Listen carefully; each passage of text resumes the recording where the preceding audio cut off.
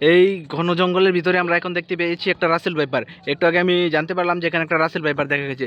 তো চলো এখন আমরা এই রাসেল ভাইপারটাকে খুঁজে বের করি। তো আমরা এই জঙ্গলের ভিতর দিকে আস্তে আস্তে আগাচ্ছি রাসেল ভাইপারটাকে দেখার জন্য। তো আমরা দেখি রাসেল ভাইপারটাকে পাওয়া যায় নাকি। আসলে দেখি, একটু জুম দিয়ে দেখি, কারণ জীবনের তো একটা ভয় আছে না। তো এখানে আমরা দেখতে পাচ্ছি না কোনো রাসেল ভাইপার, সাপটাপ দেখতে পাচ্ছি না। তাহলে আমরা জঙ্গলের ওই সাইডটা দিয়ে গিয়ে দেখি। এই সাইডটা একটু ঘন জঙ্গল। তো আমরা এখানে দেখি রাসেল ভাইপারটাকে আসলে দেখা যায় নাকি। তো আমরা এখানে রাসেল ভাইপারটাকে দেখতে পাচ্ছি না। তো এখানে তো রাসেল ভাইপারটাকে আমরা কোথাও দেখতে পাচ্ছি না, খুঁজে পাচ্ছি না। তো আমরা জঙ্গলের ওই সাইডটা গিয়ে দেখাবো, এই সাইড দিয়ে তোমাদেরকে। দাঁড়াও দাঁড়াও, আমি দেখাচ্ছি তোমাদেরকে সম্পূর্ণ বাগানটা আমি দেখাবো। এখানে আমরা একটু আগে একটা রাসেল ভাইপার দেখতে পেয়েছিলাম। তো রাসেল ভাইপার, তুমি কোথায়? তোমার অপেক্ষায় আমরা আছি। Hello Rasel viper, Russell viper. এটা এটা কি রাসেল ভাইপার? রাসেল ভাইপার এটা কি? ও না গাইস, এটা একটা গাছের ডাল। আমি আসলে এটাকে দেখে রাসেল ভাইপার মনে করেছিলাম।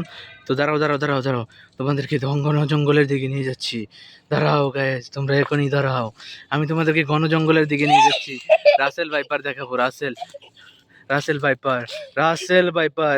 এই গায়েস, এই দেখো কি ঘন ঘেরা জঙ্গল গায়েস। এদিকে আমি যেতে পারবো না গায়েস, আমার জীবনের মায়া আছে, যার জন্য আমি রাসেল ভাইপারের সামনে যেতে পারবো না গায়েস। আমার জীবনের একটু হলেও মায়া আছে। তো আমি এইদিকে একটু জঙ্গলটা কম ছিল, তো এইদিকে ঘুরে দেখালাম, কিন্তু আসলে এখানে নেই। আমার মনে হয় রাসেল ভাইপারটা এই ঘন জঙ্গলের ভিতরে চলে গেছে। আসলে গেছে, তখন আমি তোমাদের সাথে মজা করছিলাম।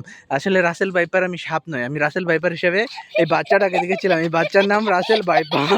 ও guys guys guys guys, Russell viper.